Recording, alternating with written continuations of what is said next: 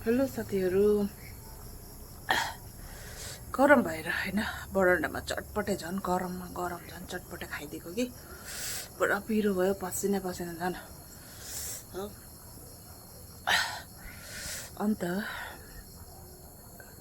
चटपटे खाँदा खाँदै मेरो के याद आयो भने एउटा सानो भिडियो बनाऊँ भने मेरो छोराले चिनी र निमक छुटाउँदैन।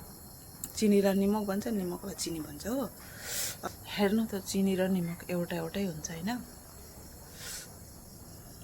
त्यस्तै मान्छेहरू पनि छुटाउनै नसक्ने हुन्छ कि, तर त्यो चाहिँ राम्रो अलिक हेर्दाखेरि मात्रै चिनिन्छ, नभए चिन्नु मुस्किल हुन्छ। चिनी र निमक एउटै हुन्छ है, देख्नु चाहिँ। के भन्नु खोजेको मैले त्यो हजुरहरूले बुझ्नुभयो होला।